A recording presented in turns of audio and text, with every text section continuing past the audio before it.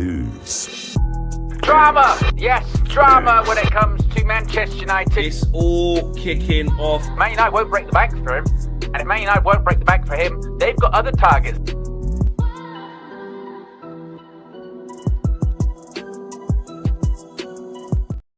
Bruno Fernandes is going absolutely nowhere.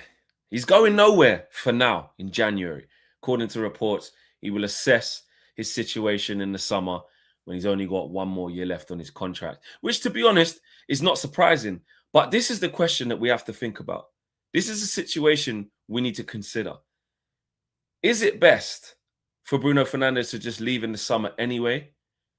Once the new manager comes in, new head coach comes in, is it better that they just have a clean slate, a fresh start in a new look Manchester United without somebody as influential as Bruno Fernandes?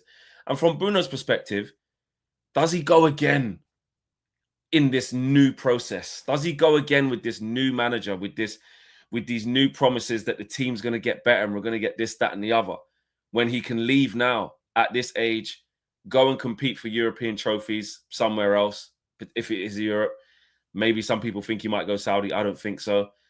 And does he just say, I've been here before, it's time to leave, I've got 1 year left? And then from a financial perspective, there is 1 year left on his deal.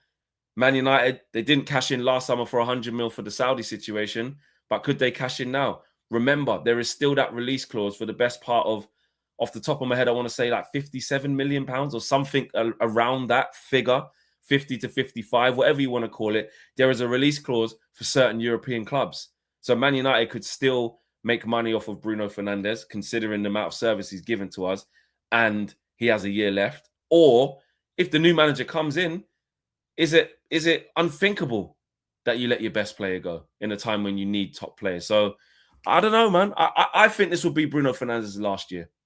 By hook or by crook, whether it's mutually agreed, whether it's Bruno laying the foundations from the thing that he did the other week, saying, they didn't want to keep me that much and this, that, and the other. It was the manager. I think he's laying the foundations to move on. Personally, that's what I think. I always think we're a better team with Bruno, but I think that cycle's going to come to the end at the end of this season. Let me know what you guys are saying. Smash a like on the video. Subscribe to the channel if you are new. We've got that to talk about. Bruno going nowhere. We've got the return of Ahmad and Mbeumo. Is that a conundrum for Carrick? Because I know everyone's saying, mate, our two best players, or two of our three best players are back. You get them straight in the team, but it's not FIFA. What does that actually look like? What does the balance of the team look like? We don't play a three at the back anymore with Ahmad at wing back. These are two right wingers now competing for a right wing spot. Do you just throw one on the other side? We're going to talk about that. And of course, United transfers. Apparently, Roma have not given up on Joshua Zirkzee, according to Demarcio as well. So much to get into. And of course, the derby is around the corner as well. Yes, there's so much to get into. Good morning, folks. Welcome to the Transfer View. It is Derby week, ahead of Derby weekend. Lunchtime is going to be a battle, Fleck. Yeah? Lunchtime on Saturday is going to be a battle. It's going to be, well, it is for me just in general. And it's for a lot of people. It is for a lot of people, Flex, particularly around this time of the year, because you're trying to make positive changes. And the battle comes at mealtime. Sometimes you want to try and overcome those cravings. Sometimes you want to get that restorative sleep. If only there were some supplements to supplement that journey. I'm thinking. Today's video is sponsored by our friends at Oxford Natural and their all-new natural supplement, Optimum Day and Night. Thousands across the UK, USA, and beyond are smashing their health goals with Oxford Natural. Optimum Day gives you steady energy, curbs your cravings, and keeps your metabolism firing all day. Optimum Night helps you relax, get restorative sleep, recover, and keep burning fat while you rest. It's not a magic pill, but it will help you reach your health goals. Check out some of the incredible results. Two of our own, OWEN, lost over 100 pounds in 10 months, and KG dropped 30 pounds in 4 months. In 8 months, football legend Michael Owen lost 35 pounds, and Robbie from AFTV, Don Robbie, lost over 80 pounds. And in 6 months, Anita, an award-winning immigration lawyer, lost 44 pounds. And Linda, a law firm executive, lost over 50 pounds. No gimmicks, no needles, just results. Oxford Natural, let's get to work.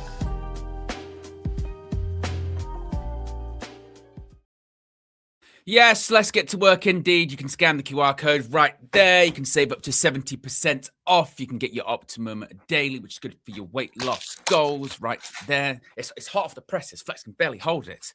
You can get your Optimum Night, which is good for your for your restorative sleep. Excuse me. Throws that around the room. You just dropped out of the sky. Any which way you please. Like a miracle falls out of the sky. Oh, yes, it's a supplement. But yes, you can get a new and improved formula. You can get any which way you please, individually or combined. You can get Optimized today. As always, all the information is in the video description below. Look at that. Look at that. Yeah, that's what you get. That's what you get. This hoodie's a little bit tight on me this morning because I'm so optimized. Or is it baggy? It's baggy. Look at that. Yes. Look at that. It's busting out. That's not me as well. We can superimpose my other hand out. Get rid of that. Yes. Exactly. You can get Optimized today. Yes. Right, Flex. We do have a lot to talk about this morning. Beginning with Bruno Fernandes, the Manchester United captain, that he's going nowhere. For now, he's going nowhere. This is quite an interesting one coming from Simon Stone from the BBC this morning, which means, it's pretty strong line out of the club. And it'd be great if he actually wrote as he spoke, wouldn't it? It really would, wouldn't it? It'd be like, how'd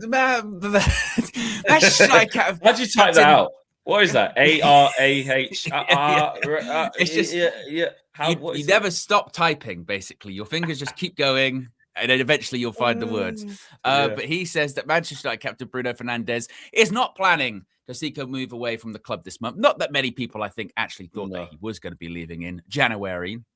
But he says, reports have emerged in recent days suggesting Bruno's considering his future at Old Trafford following the dismissal of Ruben Amorim. Fernandes even met one of Amorim's coaches, Carlos Fernandes, in the wake of Amorim's sacking, heightening fears that for some that the 31-year-old might be looking for an exit route. I mean, just because he met up with one of their coaches, I don't think that he's leaving. You know what I mean? They've worked together for 18 months. They're both Portuguese, right? They're probably friends, Exactly. But Simon Stone says sources with understanding of the situation, i.e. I asked Manchester United and they told me this, say that despite the upheaval, which led to Darren Fletcher being made interim boss for 2 games and Michael Carrick taking over as caretaker for the rest of the season, Fernandes remains committed to the club. But it's this line here, isn't it, Flex? Yeah. It was always his plan to reassess the situation in the summer when he will have 1 year left on his contract. Despite turning down a huge offer from Al Hilal last summer and continued interest from the Saudi Pro League, Fernandes would look to stay in Europe if he did leave United. If only he had a release clause. Oh, he does for European clubs. So Flex mentioned around sort of 50 to 60 million pounds. So, if he's considering his options, if he's got that release clause, as he said recently in an interview that he was hurt by the knowledge that United were willing to sell him, and he felt senior officials lacked the courage to tell him because Amorim's preference was Fernandes to stay. Does this kind of look like the writing's a little bit on the wall for his Man United future? It's a continuation. Like, I don't think it's like a huge big piece of noise and bombshell interview, bombshell quotes and all that. It's nothing like that. It's I just think it's as you were knowing where Bruno Fernandes would probably be in the summer. With the situation that happened with Al Hilal, with the situation that happened with the Portuguese interview, the one he done with the national team when he was just away, the one that happened, like I said, when I was in the mix zone that day in the Europa League last season, Then the summer before that, there was noise about buying me. Like, this is not a new thing, and I think that he's been, like you say, laying the foundations, and it's just sort of drip feeding that feeling into us. So it's not a big shock that we get to the summer and Bruno Fernandes' future is being discussed. He'll have a year left. There's something for everyone to consider when there's a year left as well. Forget just Bruno Fernandes. What's best for Man United? Like, as much as I love Bruno, really do always back him. Can call it Bruno sympathizer, Bruno agenda, Bruno, you don't see the negative in him. You know what I mean? I just always appreciate him for how good he is. But as much as I think all of that, is you got to do what's best for the club as well. And I want what's best for the player because he's earned it as well. He's not stepped out of line. He's delivered consistently for doing his job in, our worst phase ever. So for him, I want him to leave for him in the end. Like, go and you're not going to get much more chances, bro. I like. It's good to hear that he's saying I'm not going to go Saudi. Like he potentially, well, you never know, it could change. But that report is saying he would still look to stay in Europe because didn't he? Huh? Ronaldo said he wasn't going to go Saudi, and he's been there now for how many years? But Ronaldo's different kettle of fish, though, isn't it? I still think Bruno has aspirations of doing that, but Bruno at the same time, like you say, life-changing money. He turned it down last summer. Him and his missus and family might be going, right, you turned it down then. Let's just do it now. You're still getting the Portuguese team, you know, this, that, and the other. Who knows? It's up to him to choose. If he wants to go and get triple, quadruple generational wealth and go Saudi, who can tell him anything? It's up to him. Oh, why has he done that? Never. What a waste of a career. Spent his best days at Man United, then went to Saudi into the sunset. For UK, you can't tell him anything. It's up to him. But if it is a European team, then you know we've got that release clause in place where, of course, we'll get a decent amount for Bruno being left on 1 year contract. Obviously, selfishly, we'd probably want him to go to Saudi to get more money. You know what I mean? If it was 100 million last year, a year left on his contract, it'd still be like 70, 80 odd million for Bruno Fernandes to Saudi. But I'm just comfortable, not comfortable, but I've always put it. I just think this is his last season. Just on a personal, I just think it is. Well, you want to talk about, obviously, we've seen a lot of it over the last couple of weeks. Revisionism. It's the word of the month, word of the week, word of the day when it comes to people's prior records. Just imagine what it will be like. Let's say Bruno does leave at the end of the season and he goes to a European club, and one would think it'll probably be quite a big European club. You could see him going to some of the biggest teams in and around Europe, couldn't you? You could see him go to Bayern. You could see him go to Real Madrid or Barcelona or something like that. Yeah. And he'll probably have success there and put like quite good numbers on the board. And then it will be, oh, look, why did we do that? We treated him so badly when he was here. You know what I mean? It does feel like, doesn't it, that it's coming to an end. Like it's a natural. I always say this a lot of the time about players or managers, that sometimes things do come to a natural end, don't they? And this kind of feels like it, doesn't it? You know, 1 year left on your contract. You're getting a new head coach at the end of the season permanently. On top of that, you just finished the World Cup. Like everything's just come to its natural end point. It sort of feels like everything's come to its sort of conclusion of, right, at the end of the season, for good, bad, or whatever, it's going to be a new era for United, a new chapter, shall we say, with a new coach and what have you. And, you know, Bruno's... He's such a unique case, isn't he? Because his numbers, I think, do speak for themselves, and we see it when he's missing. We saw it when he was missing for a couple of weeks. That you create less chances, or you're less. You know, you don't have, when you're looking for those moments of magic. If you don't have Bruno in the team, you know, you're a lot severely limited. Yeah, exactly. And then when he's back in the team, even if the perception is that he might be playing well or he might not be playing well, the numbers are still there, aren't they? He still gets assists. He still gets goals. And he's been doing it for the last year, not even necessarily playing in his best position all the time. He's been doing it playing in a deeper role. And he's still getting numbers on the board. But I understand there is a counter argument to that, which is, look, it's not all about numbers. It's about, you know, cohesion to the team, what's best for the team and what have you. And look, we're going to find out if those arguments that have been had for the last, 6 years, because it's been 6 years since he signed for United, wasn't it, in January 2020? We're going to find out, I think, very shortly about who's right and wrong in that. Are we going to be a better team without Bruno Fernandes, or are we going to be worse off? And that's exactly what I was about to say. As is always the case, when anyone leaves, it's always about who you replace it with. You know, we could have been a better team post David De Gea if we bought a good goalkeeper, but we didn't. We bought Andre Onana, you know, and I always think that's like a really good example of someone that came to a natural conclusion. Contract was coming up, and it was, right, do you trigger the extension? Do you keep him on, you know, reduce wages, whatever, or do you decide to go, actually, this is at the end now. This is right. It's time. It's come to it. Let's go in a different direction, but you have to then ensure that the different direction you go in or the replacement that you get has to be not necessarily exactly like Bruno Fernandes. If we expect the Bruno player to put those numbers on the board, they will already be set up to fail. But it's just about, can they help the team? Can they improve the team? Can they offer something different? You know, and that goes back to Ineos, right? I'm saying I don't trust Ineos to recruit a head coach. I don't trust Ineos to do anything, let alone replace Bruno Fernandes. Get that decision right, about who they bring in the future. Do you trust them? Do you trust Jason Wilcox to go, right, I'll find someone that can replace Bruno? Yeah, exactly. You don't. And the problem also is that you look at where the team is to get somebody of that type of quality, usually got better options.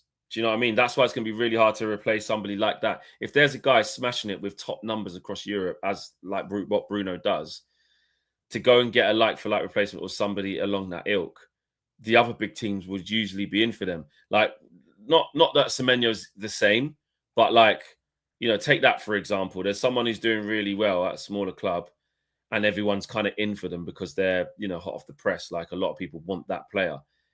When we're in the mix with the big boys, we tend to lose the fight. Well, we do lose the fight. When we're in the fight with Newcastle or Spurs, that's different. They're not big boys. But if we have to enter the chat with Liverpool, with Arsenal, with Man City, with Real Madrid, with Bayern, maybe even like some of the big Italian clubs, maybe. I know like they're not as great anymore, but, like you look at Napoli these days, you know what I mean? Some people like rather go there. It's very, very difficult now. Obviously, of course, PSG, we know that. So it's whether we go, you're not going to get somebody who's going to get super, super numbers. You just got to get somebody who, keeps the ball well. They help the team play better. It's just a different type of attacking midfielder, but they're not going to be somebody who puts up numbers like Bruno. Do you know what? I think the disrespect for Bruno is ridiculous because crazy. We said this towards the end with the Ruben's tenure that the dislike for Ruben got in the way of being objective at certain points. You know what I mean? When certain things would be blamed to him that were clearly not his fault or clearly he couldn't do anything about, but it was just the sheer dislike for Ruben just overshadowed it all. And it's kind of the same with Bruno in the sense that Bruno Fernandes, I don't care what anyone says, if he decided tomorrow or at the end of the season, right, I'm off, he could probably go to most big clubs in Europe. Real Madrid, Barcelona. A lot of people PSG, disagree with that, Owen. I know exactly. This is my point. This is my point. Said he wouldn't start for them. They go. They wouldn't be in for him. And I'm like, what?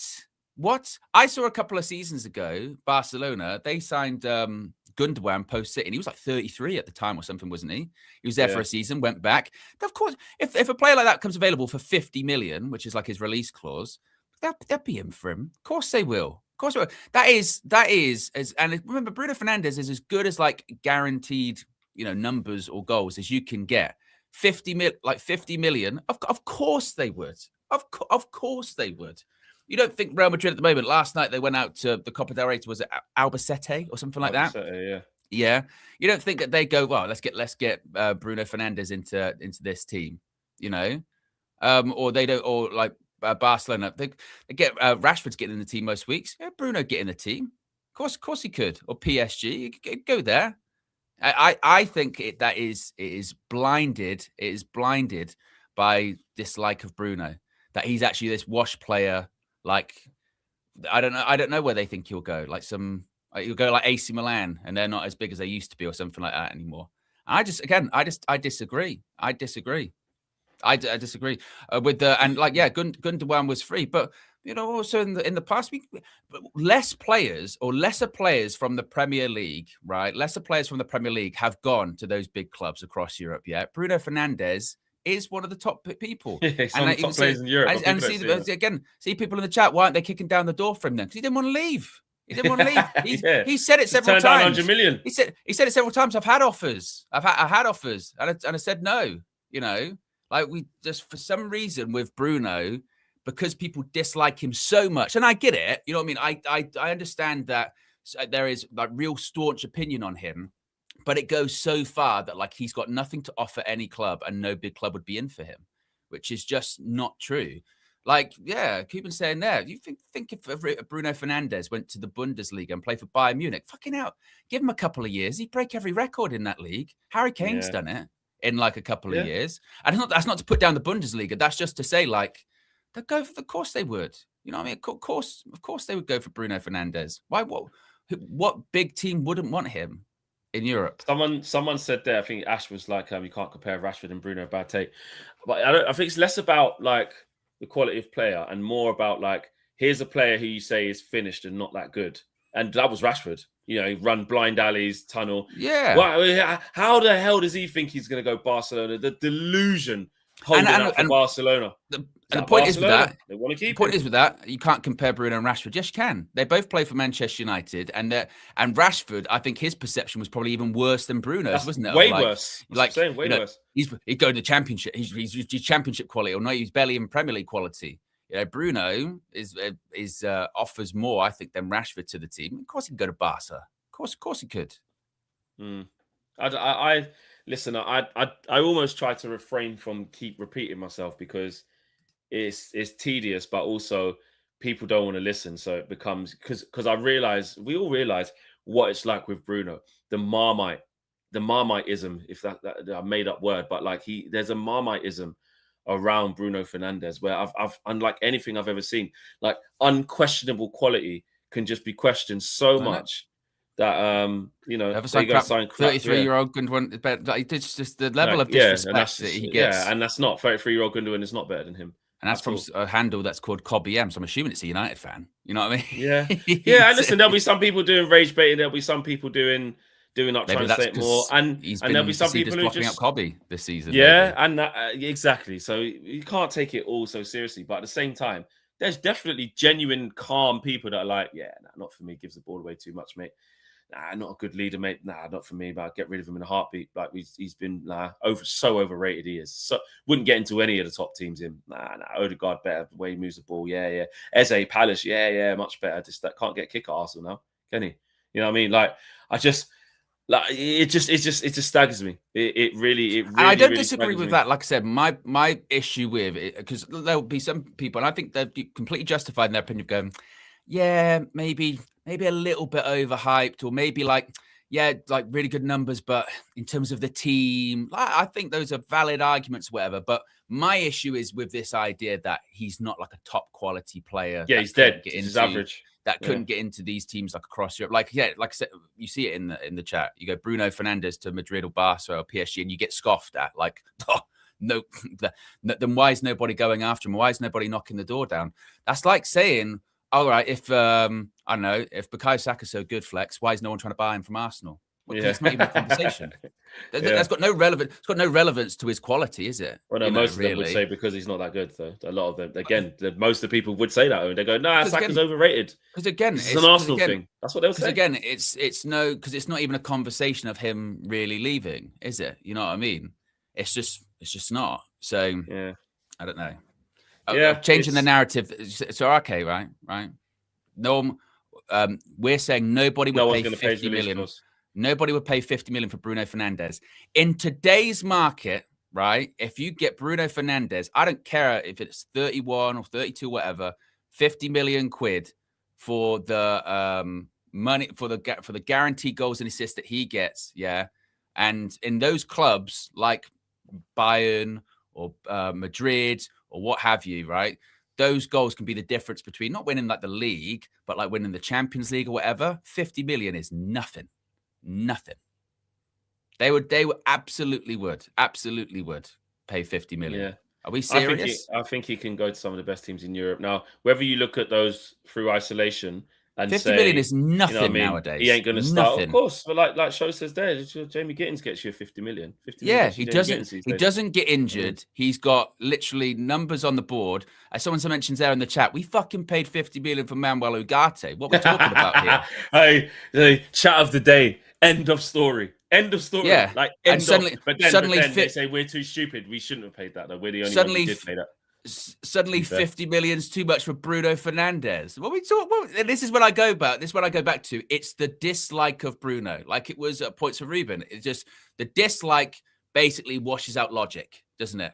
I can think logically about this. Well, actually, no, I don't like Bruno, so screw it. You know what I mean?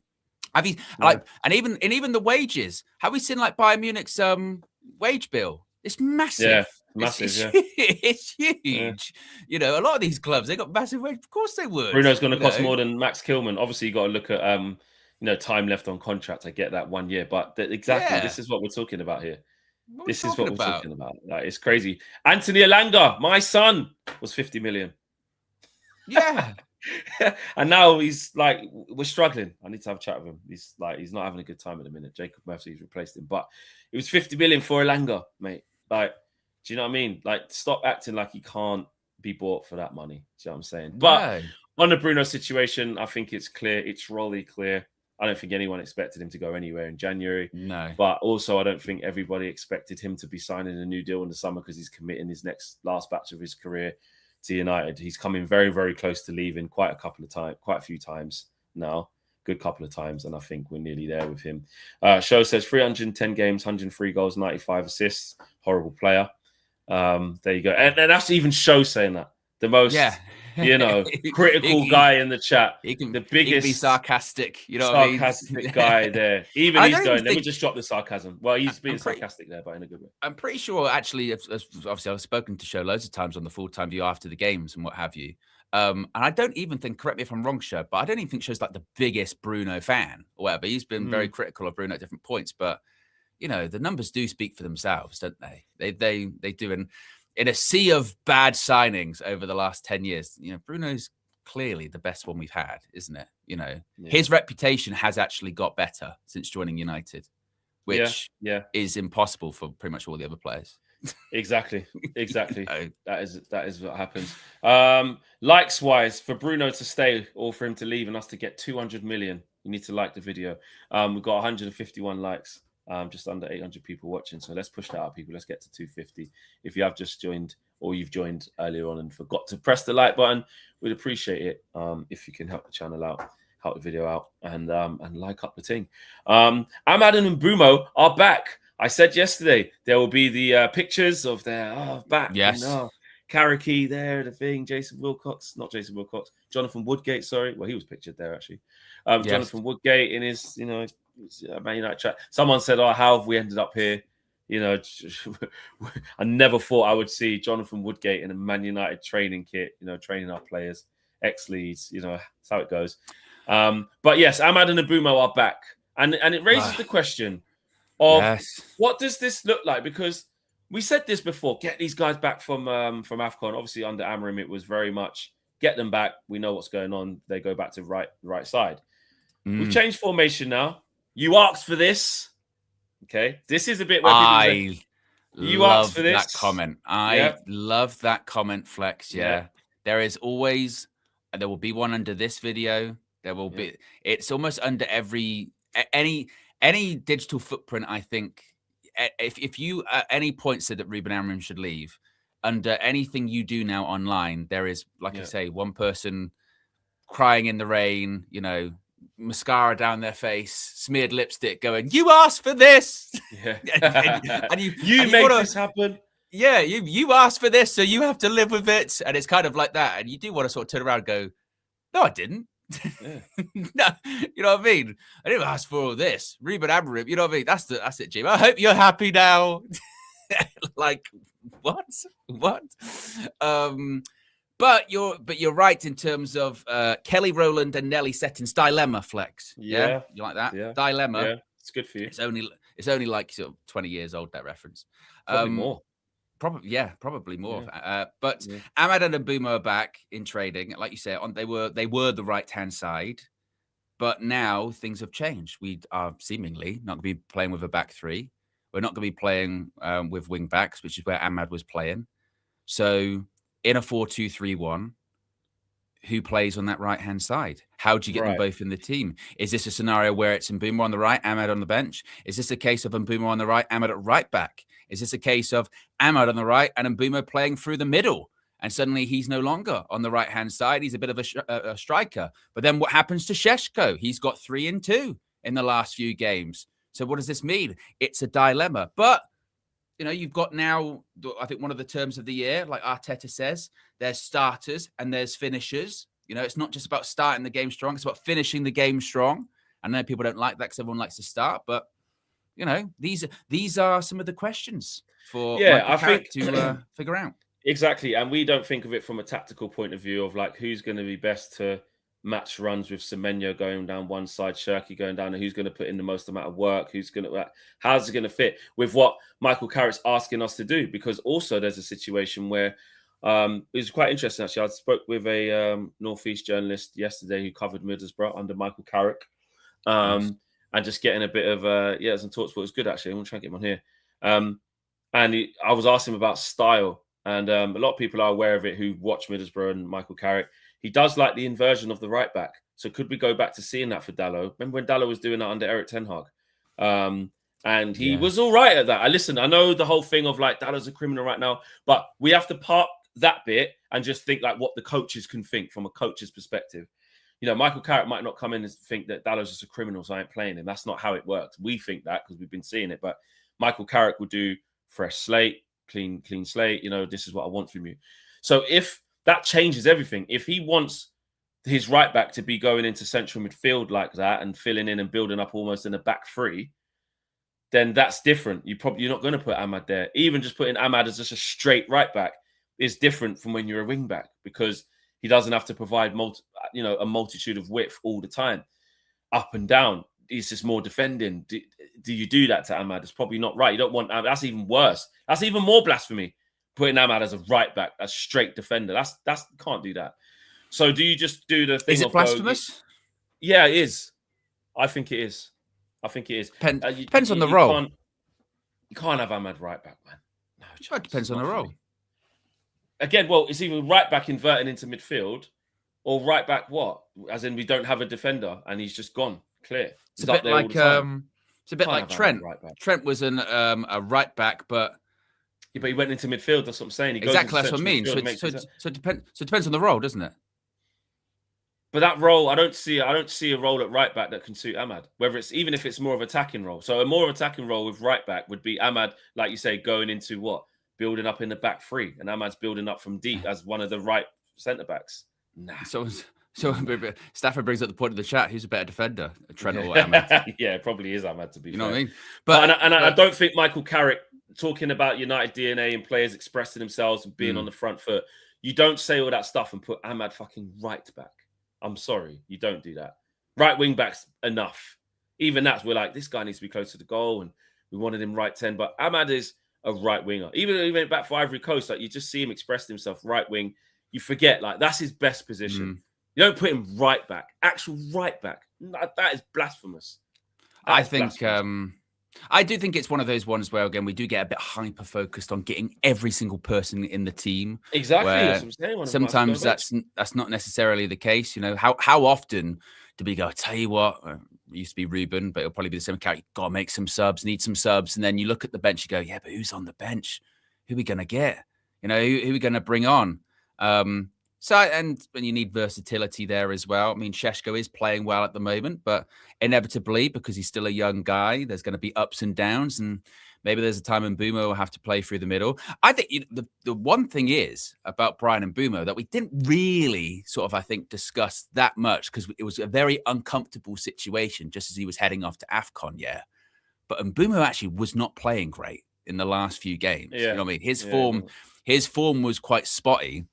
And we kind of just think, don't we, with these sort of players that we signed over the summer, and Mbeumo, who has been quite consistent this season so far, that you can't have Mbeumo start on the bench. But maybe you might have to. That was one of my frustrations when we played when we drew of West Ham. And Mbeumo, I thought, was lucky to stay on the pitch because he was stinking up, and he went into the striker role. Then Ruben put him up front. He was like, "Oh, I'll play against the high line or what have you." So. I think one of them being on the bench or having different options, I don't think that's the worst in the world. It was the Cunha situation of, does he come out the team, come off the left? You can hold bench because you haven't been playing well, which he hasn't in the last game, last couple of games actually, against Burnley and this game. He wasn't the best. Obviously, he got us the point against Leeds, but he hasn't been at his best. And off the left hand side, it hasn't looked great. Do you just go with the runners and see how they do? Because obviously both left-footed, both want to be coming in on the left foot. Do you just go for it against City and be like, they'll have more energy about them? One cuts inside, one holds the one just holds touch line, gets past, whips in crosses, and we just go for that. We keep it simple. Or does Michael Carrick keep it simple by going, I don't want to come in and like do too much in the first game and just, I don't really want to drop Cunha yet. That's a big call, big personality. Let's start with him coming in off that left-hand side. Let's see if it can work. and then we switch. I don't know. We'd have I to mean, wait it's quite funny. I saw this this morning, and again, don't know how true it is, but it came from Pete Hall. I think he writes for the Eye, or From it's the from Eye. Footy Insider. So it's that's not even that. It's not Pete. even that. That's the other Pete. Pete O'Rourke. So this could be bullshit, folks. But still, Yeah. whether or not this is true. Yes. It says here that Man United are exploring a move to sign a new left winger in this month's transfer window. Michael Carrick and the club's recruitment team, led by Jason Wilcox, are scouring the market for suitable loan options. I'm going to say, I don't think it's true. I think that's just bullshit. Especially when you consider the source and what have you. Because I really do think that United aren't going to get anyone. Maybe we do get a loan, but I think the whole head coach stuff is just a big distraction from not getting transfers.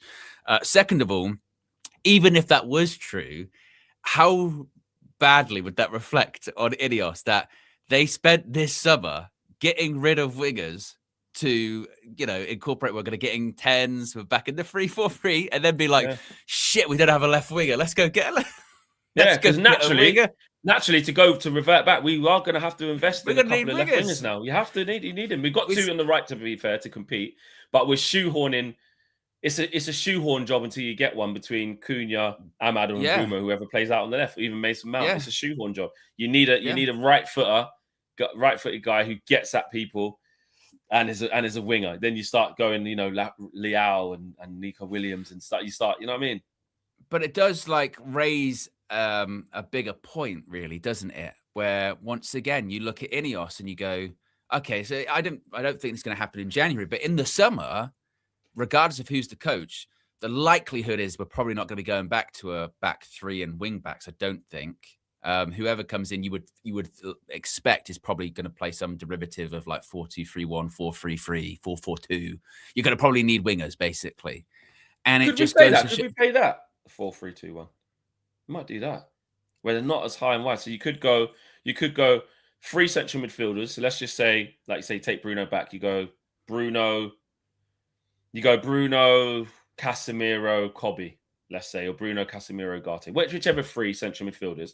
And then you have Ahmad and Mbumo tucked in, but got license to go wide as well. And obviously Sasko up front. So Cunha does lose his spot, but that's how you can play both of them. And they are kind of like inside 10s. Well, look, Tiger Knee says, no, that's just them buying for a manager they have in charge. So what's the issue? If they didn't, you would be crying that they're not giving the man in charge what he needs. No, it's the opposite of that, right? It's the opposite of that, because we said under Ruben Amorim, they're not buying players for Ruben Amorim. They're buying players for Manchester United. So they can actually adapt into any system. It's not a problem. Whereas in the reality, it's the opposite here, isn't it? Because we're now going, actually, they were buying players for Ruben Amorim and they were shaping the squad surrounding his system, so that now that he's gone and we've switched to another system, we're like, actually, we don't have the players to do it. We don't have the players to go to 4-2-3-1 because we don't have wide players. And that's not even a thing to say that Garnacho and Rashford shouldn't have gone. They still should have. But it just goes to show, once again, Ineos don't have a clue what they're doing. They don't have a plan. They clearly do not have a plan. They were all in on Ruben's system, but then telling him to sort of change it and interfering when they shouldn't have been necessarily interfering, even though the person they hired also as well was not succeeding. And now they're going back to a 4-2-3-1, and they're going back to going, oh, we need wingers. What are they doing? What's the strategy? Can you see that this and see? There's no method to the madness. Yeah, exactly. No. It's reactive, is what it is. It's reactive. It is what you're saying there, Tiger Knee. Chasing your tail. They're buying for the person they've got in charge, and yet we were praising them, 12 months ago, or even just past summer, going, yeah, they can fit in the Amorim system, but actually, if he goes, it's fine. They're adaptable. We're looking at it now going, actually, the squad, it wasn't built to be adaptable, because we've adapted to something else. And now we're going, we need more players to make that work. Yeah, no, I agree. And, I know two things can be true, but ultimately we got to this position through the incompetence of the squad building. But at the same time, there were times when I was saying we are just buying good players, adaptable players. But in the case of left wing, that we really do actually need that. We don't have any right-footed wingers, out-and-out wingers. Mbumo and Ahmad are, out-and-out left-footed right wingers, which is fine. and they were converted to be adaptable and split between right 10 and right wing back to create that. So they're adaptable. We've never addressed it on the left. Cunha is a left 10, but the left wing back / left winger, we've never had. This is why we've been saying, well, it's not Dorgu, is it? He's shown a little bit here and there, but he looks better at right wing, to be honest. And it's definitely not Dalot for that left-hand side. So we've not really, that was somewhere that always needed that level of investment. We needed, what was we saying with Semenyo? We need that right-footed version of Ahmad. You need that on that side, which is why Ruben was going for him in the first place, why we were happy to get him, because we went, well, I'll tell you what, even if he's a left winger cutting in, he can do that. You could convert him into a left wing back, which we know now wasn't the pitch to him, but that's, just attributes wise. You need a version of Ahmad with what Ruben was doing. You need a winger who was a left winger, right-footed, cutting in, that could drop back into wing back. That's what Ahmad did. So this isn't, oh, you asked for this. No, I've always asked for somebody we were crying out for a left wing back. Now that just basically means we're crying out for a left winger now. It's the same thing. Yeah, and we're going to be going now into the summer, still going, look, the number one priority is still midfielders. You know what I mean? We still need probably 2 midfielders, but we'll also now need like a left winger to play, the system that we are going to play, which again, it goes back to, this wasn't squad building by Ineos. They were just being reactive. They were just being reactive. They were not buying players. Oh, these are just good players for Manchester United, regardless of who's in charge. We can adapt to different systems because we've actually seen it. We saw it when Ruben did adapt towards the end. We were like, actually, this team's best suited for 3-4-3. We don't have the wingers to do it. And we thought we thought we did. So Ineos again, they haven't been squad building, outside of who's the coach.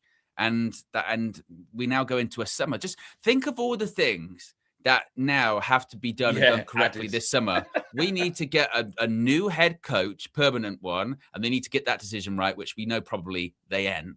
We need to now get 1, 2 like top quality midfielders, and that task is going to be easier or harder depending on where we finish in the league as well.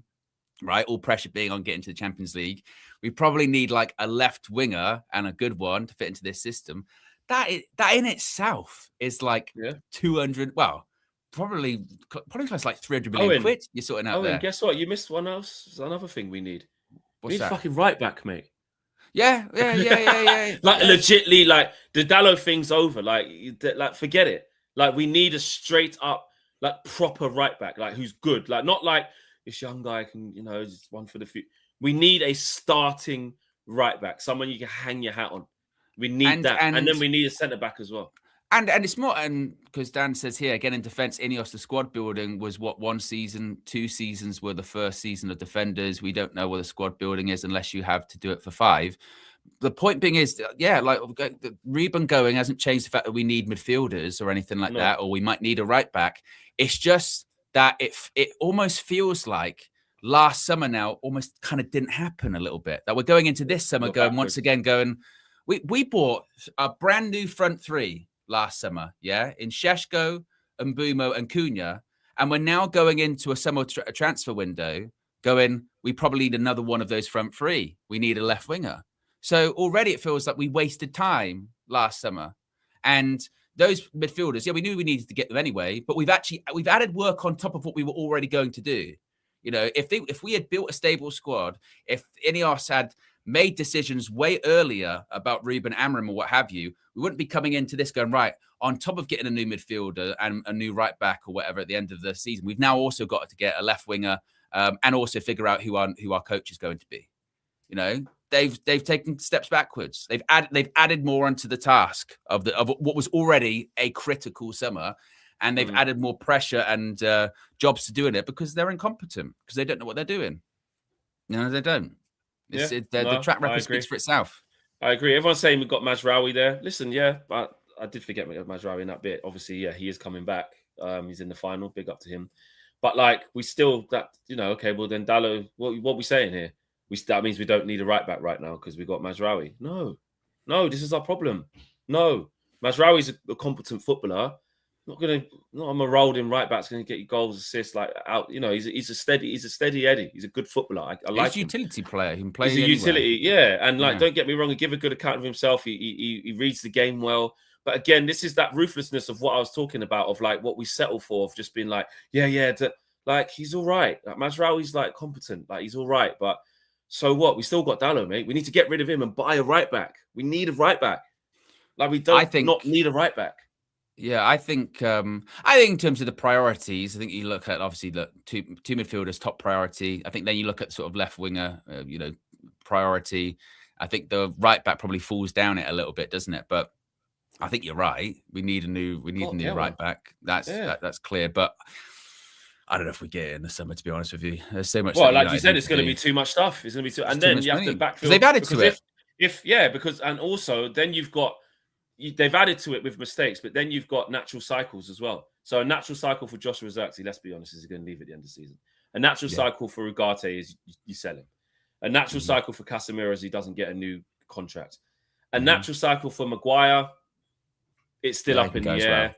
I agree. He can go, but I'm talking about what the club might do. The whole stays coaching afterwards, and you're happy to take a really small wage. Well, once again, Flex, because they've added to their list of things to do in the summer, that's probably one they might kick down the can for another season. They might go, exactly. Do you want to just agree a 1-year deal and we'll sort it out next summer? You see what I'm saying? So there's got too much to do, which again, it's on them. It's their fault. Luke Shaw, another one. You go, what's going on there? He's not going anywhere. So exactly. So he's going to stay. So there's and then you add Bruno into that because he might just decide this is it. That's 5 players there already that you need to fill. That's 5 transfers we need to try and get. 5. And a lot of them are starting players. Starting team. Do you know what I mean? Not squad depth bullshit. Starting team. So I'm not sure. I'm not hopeful because like you said, there's a lot more to do than there was. And with what we need now, we don't have any left wingers. We didn't even have a proper left wing back under Ruben. So we don't even have someone we can convert now into a left winger.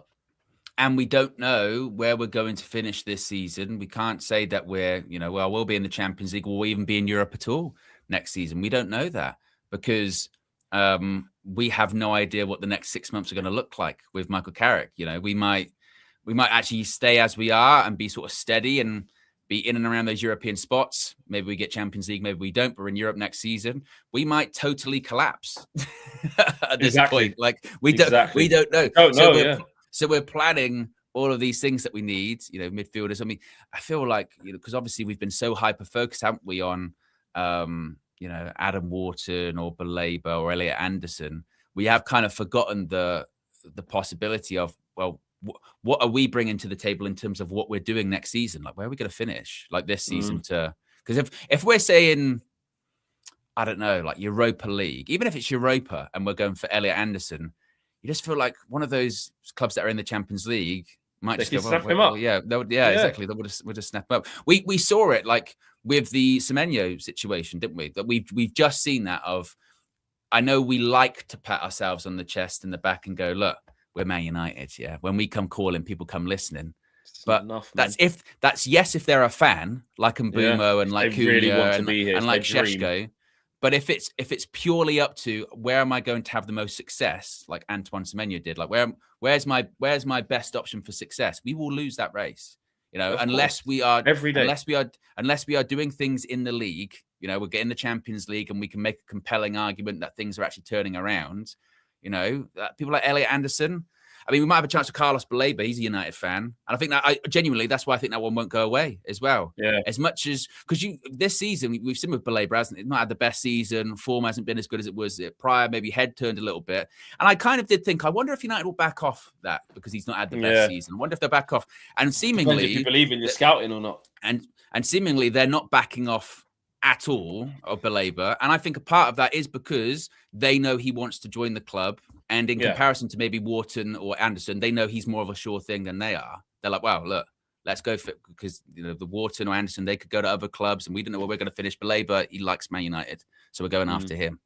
And maybe irrespective of where we finish in the league as well. That's why they're going after him. All right, we could finish 8th and he'll still join us. It's fine. He'll still come. Yeah, it definitely it's two-sided, isn't it? Obviously, the player just wants to come, so it makes it easier. There was a report saying that that's what Man United were focusing on. That's why Mbumo and Cunha was so easy. Like they want to focus on players, get in there, work out. Do they want to come here? If they hear that they don't want to come here from early, then they won't even pursue. Which we want them to do. We want them to move on quickly to get targets. That's what we wanted to happen in this January. Right, Semenyo's not coming. He chose to go somewhere else. What are we doing next? What's next? And then they sack the manager, like that show says, spin. It's like, oh yeah, no, not looking to make any changes. We've got Carrick in. Only got one game a week because we actually gone out of the FA Cup now, and now we've got players back from injury / AFCON, so there'll be too many players. Actually, don't want to upset you. Don't want to get too many. It's bullshit, isn't it? It's remarkable, and that's why, like I said, when we see these things, that's why when you go like, we're not getting anyone. We're not getting anyone in January. It's like it's not happening. It's kind of remarkable, isn't it? Like we're halfway through the month, right? It's the 15th of Jan, and I mean, aside from the Semenyo thing, we have not discussed transfers at all. You know what I mean? Since Ruben Amorim, since that Semenyo thing, we knew he was joining City, and we knew that pretty early on, didn't we? And since then, we're not even discussing incomings. Like, even those reports that were mentioned there, the one that sort of going, oh, we might get left winger, even they can't even come up with a name to kind of fake. Usually they come up with a name, can't even do that. Yesterday, I was talking about Ruben Neves. I said João Neves. I think I was just trying to wish something into existence. That's never going to happen. I don't know. But as far as the Ahmad and Mbeumo being back, certainly it's a positive for Michael Carrick. Do you think they both start at the weekend against City? No. I'm going to say, I think Ahmad will start. I think Mbeumo will be on the bench. Oh, I think really? he'll go Cunha from the left, yeah. I thought it might have been the other way around, I thought maybe Mbeumo, maybe. I mean, if I was Michael Carrick, I'd be trying to find a way to get them both in. I'd probably just go left and right and just see how we get on. But I don't know. I've got an air of caution about Carrick, about how I've got nothing to go off, have I? So I don't know how much he'll push it, how much he'll try and change, how much he'll try and go, right, we're absolutely going for this. I want the runners in there. I want the dependable guys. I want the guys who are good in 1v1s to engage their fullbacks. Nico O'Reilly and Mateus Nunes, they need to be got at. So it'd be a nightmare if he has to go 1v1 against Ahmad and Mbeumo. So let's just start them. I don't know if he'll do that versus, no, I like Cunha coming in off the sides. I think we can get him going and, we'd play one of them and then we've got impact off the bench. So I just don't know. So we just got to go off a vibe, innit? A feeling that I've got. I just got a feeling that he won't come in and drop Cunha straight away. And those guys are coming back in from AFCON. So it's easier for him to be like, just got back in, we'll see how it goes, Not see how it goes like you don't rate them. Not that word again. Yeah, exactly. And maybe keeps Ahmad on the bench second half. It's a bit of speed, running behind, perhaps. And it's funny how football works, isn't it? Because you would think like a front four on paper, you're playing a 4-2-3-1, front four, you go Cunha, Bruno, Mbeumo, Šeško. You go, well, that shouldn't be that's not that bad. That's pretty good. But then when you just then start going backwards in the team, you go right midfield, Casemiro, Ugarte, you go. Exactly. Yeah, exactly. That's what happens. Yeah. You go Casemiro, Ugarte in that midfield. Like last night, I'm being 100% serious. This is genuinely true. This isn't even just for the stream, right? Last night, I was trying to get to sleep, and you know what flashed into my head? As your brain just kind of drifts. You know what flashed into my head was Ugarte when he tried to do that like pass where it was like a half volley in the game against Brighton, and it just went straight out for a throw in. And it kind of actually woke me up out of my like half sleep. And I thought, that guy's a professional footballer. And we see multiple times in the game that it's not even hyperbole. He can't actually pass the ball. He can't. Well. Not any meaningful pass. Obviously, if someone's right in front of him, he can just about get that. But he can't. It's pass. not even like the banter of he can't pass, and then you see him, you go, oh no, he can pass. That's just overdone. No. Like he genuinely cannot pass the ball. Like he can do. Remember when we got the clip of him doing the warm-ups at Old Trafford, and it's a true thing, just passing it either foot, and he can't do it, bro. It's not clean. It's not clean. All over the place. Yeah, that's one of them ones where obviously on X and stuff you get the like over exaggeration. Yeah. Come on, you're trying to hound him. Come on, man, give him a break. It's that transpires into the game, and then you see him trying the half volley side sweep on the fizzer. On the fizzer, bro. Who told you you fucking Pirlo, and it wasn't bro? even close to the player. The ball went that way. Went Like past there. Dorgu. Dorgu thought there must be someone over there. You're kicking this to. Yeah. So I think Dorgu even went like that. Dorgu even went, go on, try it. Yeah. Well, because the technique was fine, and like the ball off the floor, like you said, you go, well, someone must be there. And you go, oh, no one's there. It's just terrible. It's just awful pass. So that's your midfield, and then you get into obviously your defense, which is just leaking goals, isn't it? And we don't really know, who's gonna start in defense. Right, Shaw will probably be back. I like that stat as well. Shaw's been rested for 2 games this season. Grimsby and Brighton. So what does that say? And you go, we've lost a lot of games outside of that as well. Let's not pretend that it's him. Yeah. But Shaw, probably Leacher. Who knows what's wrong with Delict? I mean, who knows where he is? Yeah, with his back. Sully did say the other day that he was back on the grass, so I don't know. But like I said, maybe you go Maguire. Go Short, experience, Dallo right back. And then Dallo, yeah. And so that's when you just go into like, that front 4 on paper, it's not bad. But then you just look at the rest of the team and it's just scary, isn't it? Bad. Yeah, it is scary. That midfield. But what will be City's midfield on Saturday? I think it would be Rodri will come back in because he's rested. It'll probably be Rodri, Bernardo, Foden, or Rodri, Bernardo, Shirky. I know Reinders will probably come back in, actually. Maybe. I think it'd be Rodri, Reinders, Bernardo. Yeah, Rodri, Reinders, and then Bernardo Silva probably. That's the one that played against Chelsea. Yeah, and then in front of them, Cherky, Haaland, Cherky, Foden, Haaland. Yeah. No, but Semenyo will start. Oh, Semenyo, excuse me. Yeah, Semenyo will be on the left. Foden might drop to the bench, and Shirky might. It'll be between Shirky, and Foden. Might go Doku as well though. Might put Shirky and Foden on the bench, or drop Reinders and put Foden into like right 10 or something. Right 8. Point was like if they go with like let's say they go with a 3-man midfield, that's already 3v2 for us. And that midfield is Silva, Rodri, Reinders.